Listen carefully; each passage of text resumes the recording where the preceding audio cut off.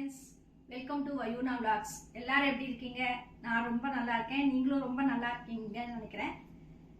போன வீடியோஸ்க்குலாம் வந்து நிறைய சப்போர்ட் பண்ணியிருக்கீங்க, நிறைய வியூஸ் போயிருக்கு. ஆனால் என்ன நிறைய சப்ஸ்கிரைப் பண்ணாமல் பார்த்துட்டு இருக்கீங்க. எனக்கு நீங்கள் சப்ஸ்கிரைப் பண்ணிட்டு பார்த்தீங்கன்னா ரொம்ப சந்தோஷமா இருக்கும். அது பண்ணுவீங்கன்னு நான் நினைக்கிறேன். தேங்க்யூ. இன்னைக்கு ஒரு ஸ்பெஷல் ரெசிபி பார்க்கலாம் அப்படின்னு சொல்லிட்டு, என்னன்னா வெள்ளை கத்திரிக்காய். பார்த்துருப்பீங்களா? எத்தனை பேர் பார்த்துருப்பீங்கன்னு தெரியல. ஏன்னா திருநெல்வேலி சைடுல, திருநெல்வேலி தென்காசி அந்த சைட்ல தான் நிறைய விளையும். அது அந்த கத்திரிக்காயை வச்சு எப்படி பொடி இடிச்சு கறி பண்ணலாம் அப்படின்னு சொல்லிட்டு, கறினா காய் பண்ணலாம் அப்படிங்கறத அவங்களுக்கு காமிக்கலாம்னு சொல்லிட்டு, என்னென்ன அதுக்கு தேவையான பொருள் எல்லாத்தையும் காமிக்கிறேன் வாங்க. கத்திரிக்காய், இதுதான் வெள்ளை கத்திரிக்காய். எப்படி இருக்கு பாத்தீங்களா? இதுவரையும் வந்து சென்னையில எல்லாம் நான் பார்த்தது இல்ல. மேபி யாராவது பார்த்துருப்பீங்களா தெரியல. பார்த்துருந்தா கமெண்ட் பண்ணுங்க எங்க பார்த்துருக்கீங்கன்னு சொல்லிட்டு. அதுக்கப்புறமா தனியா வந்து 3 ஸ்பூன் தனியா. அதே அளவு மிளகா. இது வந்து எண்ணிக்கையில சொல்லணும் அப்படின்னீங்கன்னா கிட்டத்தட்ட 18 மிளகா இருக்கு இதுல.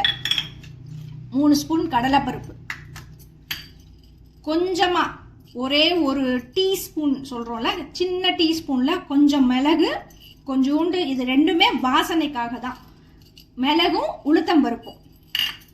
இது இவ்வளவு பெருங்காயம். அதுக்கப்புறம் இந்த கத்திரிக்காய்க்கு வந்து புளி விடணும்னே அவசியமே கிடையாது. உங்களுக்கு கடுக்கவே கடுக்காது. இந்த வயலட் கலர் கத்திரிக்காய் வருதுல்ல, அது மாதிரிலாம் கடுக்காது. ஆனா வந்து இதுக்கு புளி விட்டீங்கன்னா டேஸ்ட்டுக்காக. இந்த பாத்தீங்களா, இவ்வளவுதான் புளி. கொஞ்சோண்டு புளி எடுத்து அதை வந்து தண்ணியில நனைச்சு வச்சுட்டுருங்க. அதுக்கப்புறமா மஞ்சள் பொடி, உப்பு. இதுதான் இதுக்கு தேவையானது. இந்த பொடியெல்லாம் எப்படி இடிக்கிறதுங்கிறது நான் சொல்லித்தரேன். இந்த பொடி இடிக்கிறதுக்கு நான் இந்த கத்திரிக்காய் எடுத்து வச்சிருக்கேன் பாத்தீங்களா, அது அளவு தான் நான் கரெக்டா பொடி இடிக்கிறேன். சப்போஸ் வந்து நீங்க பொடி ஜாஸ்தியா இடிச்சு ஸ்டோர் பண்ணிக்க போறீங்க அப்படின்னா எண்ணெய் விட்டுக்காதீங்க. நான் இப்பயே யூஸ் பண்ண போறேங்கிறதுனால இவ்வளவுதான் எண்ணெய். அதெல்லாம் வறுக்கிறதுக்காக இவ்வளோண்டு எண்ணெய் விட்டுருங்க. நல்லெண்ணெய் விட்டுருக்காங்க. அது அப்படி காஞ்ச உடனே பெருங்காயத்தை ஃபர்ஸ்ட் போட்டு நல்லா பொரிச்சு எடுத்துன்றங்க. அதை பாத்தீங்களா எவ்வளவு புஷ்ஷுன்னு வருது. இதுதான் பொரிக்கிறதுங்கிறது. எண்ணெயில ஃபர்ஸ்ட் பொரிச்சு எடுத்துன்றங்க. எனக்கு இந்த கத்திரிக்காய் ரொம்ப பிடிக்கும் சாப்பிட்றதுக்கு. அதே எண்ணெயில வந்து ஃபர்ஸ்ட் கடலைப்பருப்பு போட்டு கொஞ்சம் நல்லா வறுக்க ஆரம்பிச்சிருக்கேன். கொஞ்சம் இந்த கடலைப்பருப்பு வறுத்த உடனே கொஞ்சம் கலர் மாறின உடனே நீங்க தனியா போட்டுக்கலாம். இந்த அளவு கொஞ்சம் கலர் மாற ஆரம்பிச்ச உடனே இந்த உளுத்தம்பருப்பு 2 மிளகு எடுத்துருக்கோம்ல, அதையும் போட்டுருங்க. 2 மிளகு வதக்கினதுக்கு அப்புறமா தனியா எடுத்து வச்சிருக்கோம் இல்லையா, 3 ஸ்பூன் தனியா, அதையும் போட்டுருங்க. போட்டு இது ஒரு வதங்கட்டும். இந்த மாதிரி நல்ல வறுபட ஆரம்பிச்ச உடனே மிளகா இருக்குது பார்த்தீங்களா, காஞ்ச மிளகா, அதையும் போட்டு வறுத்துருங்க. நல்ல அடுப்பை வந்து சிம்மிலே வச்சுட்டு வறுத்துருங்க. ஏன்னா இல்லைன்னா கருகி போயிடும். இதை மாதிரி நான் வந்து இரும்பு இழுப்புச்சட்டியில பண்றேன். இங்க இத மாதிரி இரும்பு இழுப்புச்சட்டியோ இல்லைன்னா அடி கனமான இடுப்பு சட்டிலையோ பண்ணீங்கன்னா அடி பிடிக்காது, சீக்கிரம் கருகி போகாது. இந்த அளவு வறுத்தா போதும். தெரியுதா? இந்த அளவு வறுத்தா போதும். வறுத்துட்டு ஆஃப் பண்ணிடுங்க, கேஸ் ஆஃப் பண்ணிடுங்க. இதை வறுத்து இதை ஆறட்டும். நல்ல நீங்க நீளமாவும் நறுக்கலாம். இதோ இந்த மாதிரியும் நறுக்கி நீங்க யூஸ் பண்ணிக்கலாம். இல்லைன்னா நான் நீளமாக தான் கட் பண்ண போறேன். இல்லைன்னா நீங்க இந்த பாருங்க, இது மாதிரியும் நீங்க நறுக்கி யூஸ் பண்ணிக்கலாம். நல்லா இருக்கும். இந்த கத்திரிக்காயை வந்து பாத்தீங்கன்னா உங்களுக்கு சும்மா கட் பண்ணி காமிக்கிறேன் பாருங்க, விதையே இருக்காது. தெரியறதா? விதையே இருக்காது. ரொம்ப இந்த நம்ம ஊர்ல கிடைக்கிற வயலட் கத்திரிக்காய் மாதிரி இருக்காது. சூப்பரா இருக்கும் டேஸ்ட். இது மாதிரி இது வந்து நான் வந்து சின்ன வயசுல சாப்பிட்டது. நான் இப்போதைக்கு நான் வந்து சாப்பிட்டதே கிடையாது. எத்தனை வருஷம் அப்படின்னு சொன்னீங்கன்னா கிட்டத்தட்ட 32 வருஷம் ஆயிடுச்சு நான் சாப்பிட்டு. இந்த இப்ப நல்லா அரைச்சிடலாம். எப்படி அரைச்சிருக்கேங்கிறதையும் காமிக்கிறேன் உங்களுக்கு. பதம் பாத்தீங்கன்னா தெரியறதா உங்களுக்கு? நரன்னு இருக்கணும். ரொம்ப பவுடர் ஆகிடக்கூடாது. இதுக்கு மேலே நர வேண்டாம். இந்த அளவு பதம் இருந்தால் போதும். நான் இரும்பு இழுப்பு சட்டி வச்சுருக்கேன். நீங்கள் அடிகனமான இழுப்பு சட்டி எது வச்சுட்டாலும் சரி. அதில் வந்து உங்களுக்கு அந்த கத்திரிக்காய் நறுக்கி வச்சுருக்கேன் பார்த்தீங்களா, அதுக்கு தேவையான எண்ணெய். அதாவது தேவையான எண்ணெய் அப்படின்னா நான் வந்து கிட்டத்தட்ட ஒரு 6லேருந்து 7 ஸ்பூன் விடுறேன்.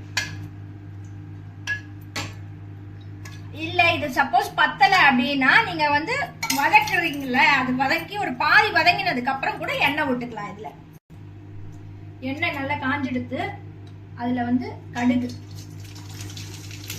எனக்கு மறுபடியும் சொல்கிறேன், எனக்கு கடுகு கொஞ்சம் பிடிக்கும், அதனால கொஞ்சம் ஜாஸ்தி சேர்த்துக்கிறேன். ரொம்ப பிடிக்காதவங்க வந்து கடுகை வந்து கம்மியாக சேர்த்துட்டா போதும். கடுகு நல்லா வெடிச்சதுக்கு அப்புறமா கொஞ்சோண்டு உளுத்தம்பருப்பு, எல்லாமே ஸ்பூன் கணக்கில் வச்சுக்கிட்டா ஒரு ஸ்பூன் உளுத்தம்பருப்பு, கடலைப்பருப்பு, அவ்வளோதான்.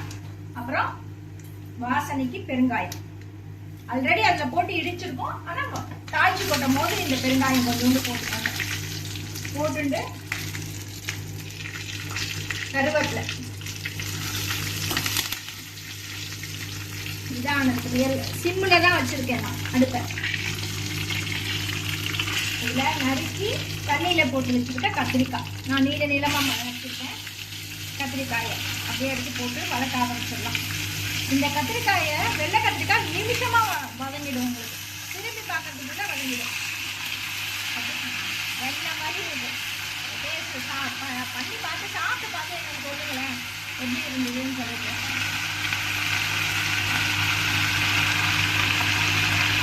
இதே மாதிரி நம்ம ஊர் கத்திரிக்காயிலையும் பண்ணலாம். டேஸ்ட்டு நல்லா தான் இருக்கும். லேசாக வதக்கிட்டு இதுக்கு தேவையான மஞ்சள் பொடி, கொஞ்சமாக மஞ்சள் பொடி. இந்த ஸ்டேஜில் நீங்கள் உப்பும் போட்டுருங்க. உப்பு வந்து ஃபஸ்ட்டு உப்பு போட்டுக்கோங்க. அப்புறம் சரி பார்த்துட்டு போட்டுக்கலாம், ஏன்னா சுருங்கி போயிடும் கத்திரிக்காய். அவ்வளோதான், நான் உப்பு தான் போட்டிருக்கேன். வேணும்னா அப்புறமா பார்த்துட்டு போட்டுக்கலாம். இதில் நனைச்சி வச்சுருக்கோம் பார்த்தீங்களா புளி, அதை நல்லா பிசைஞ்சு கெட்டி, கொஞ்சோண்டு புளி தான். இல்லை இதை வேண்டவே வேண்டாம்னு நினைக்கிறவங்க அவாய்டும் பண்ணிக்கலாம். இது கடுக்காது இந்த கத்திரிக்காய். புளி விட்டாச்சு, உப்பு போட்டாச்சு. இதை மூடி வச்சு வேக விட்டுறலாம். கொஞ்சம் வெந்ததுக்கு அப்புறம் காமிக்கிறேன் உங்களுக்கு. இதுக்கு நடுவில் ஒரு தடவை திறந்து பார்த்து ஒரு வாட்டி கிண்டி விட்டுருங்க, இல்லைன்னா அடி பிடிக்கிறதுக்கு சான்ஸ் இருக்கு. ஏன்னா நான் இரும்பு இழுப்பு சட்டியில் பண்ணுறேன், எண்ணெயும் கொஞ்சம் தாராளமாக விட்டுருக்கேன், அதனால அடி பிடிக்காது. கொஞ்சம் புளி விட்டுருக்கோம், அந்த புளியோட தண்ணியும் இருக்கும் இல்லையா, அதனால அடி பிடிக்காது. இந்த பார்த்தீங்களா எவ்வளோ சுருங்க ஆரம்பிச்சிருச்சுன்னு சொல்லிட்டு. அடுத்த இதில் வந்து திறந்து பார்க்கும்போது வெந்திருக்கும். அவ்வளோ சீக்கிரமாக வந்துடும் இந்த வெள்ளை வெங்காயம், வெள்ளை கத்திரிக்காய் மட்டும். இப்போ திறந்து பார்க்கலாம். வெந்துருச்சு, நல்லா வெந்துருச்சு. சரியாக்கா உங்களுக்கு? அவ்வளோதான், வெந்துருச்சு. இந்த ஸ்டேஜில் வந்து பொடி போட்டுடலாம். அரைச்சோம்ல நம்ம பொடி, அதை போட்டுடலாம். எத்தனை ஸ்பூன் போடுறேன்னு பாருங்க. இந்த இதுக்கு தேவையான ஸ்பூன் மட்டும்தான். நான் வந்து 3.5 ஸ்பூன் போடுறேன். இதுக்கு 3.5 ஸ்பூன், அவ்வளோதான். இதை நல்லா கலந்து விட்டுடுங்க. அடுப்பை சிம்மிலேயே வச்சுக்கோங்க, பெருசு பண்ண வேண்டாம். இது அப்படி வரைக்கும். இதை வந்து இந்த மாதிரி பொடி போட்டும் கறி பண்ணலாம். வெறும் காரப்பொடி இருக்கு இல்லையா, அதை போட்டும் கறி பண்ணலாம். இல்லைன்னா சாம்பார் பொடி இருக்குது பார்த்தீங்களா, அதை போட்டும் காய் பண்ணலாம். சூப்பராக இருக்கும். எல்லா பண்ணினாலுமே டேஸ்ட்டாக இருக்கும். நான் இது வந்து ஒரு டிஃப்ரெண்ட்டாக இருக்கட்டுமே தான் இந்த பொடி போட்டு பண்ணேன். இந்த பொடி போட்டதுக்கப்புறம் ரொம்ப வதக்க வேண்டாம். ஏன்னா நம்ம வந்து நல்லா வறுத்துட்டு தான் அரைச்சிருக்கோம் இந்த பொடியை, அதனால் வதக்க வேண்டாம். ஒரு 2 செகண்ட் இருந்தால் போதும். 2 செகண்ட் இல்லை, ஒரு 30 செகண்ட்ஸ் இருந்தால் போதும். நல்ல இதாகிடும், எல்லாத்தோட கலந்துரும், டேஸ்ட்டாக இருக்கும். இதை தயிர் சாதத்தோடு வச்சு சாப்பிட்டோம்னா, தயிர் சாதம் மட்டும் இல்லை, டேஸ்ட்டுக்காக சொல்கிறேன், தயிர் சாதம் வச்சு சாப்பிட்டா சூப்பராக இருக்கும். ரசத்துக்கு, சாம்பாருக்கு, எல்லாருக்குமே இது சாப்பிட்லாம். நான் ஆஃப் பண்ணிட்டேன், அடுப்பை ஆஃப் பண்ணிட்டேன். கத்திரிக்காய் கறி ரெடி. எல்லாரும் பண்ணி பார்த்துட்டு எப்படி இருக்குன்னு சொல்லுங்கள். பிடிச்சிருந்தா லைக் பண்ணுங்கள், ஷேர் பண்ணுங்க, சப்ஸ்கிரைப் பண்ணுங்க, அண்ட் முக்கியமா கமெண்ட் பண்ணுங்க எப்படி இருந்ததுன்னு சொல்லிட்டு. இதை நீங்க வந்து எல்லா கத்திரிக்காயிலையும் பண்ணலாம். ட்ரை பண்ணி பார்த்துட்டு எப்படி இருக்குன்னு சொல்லுங்க. பாய்.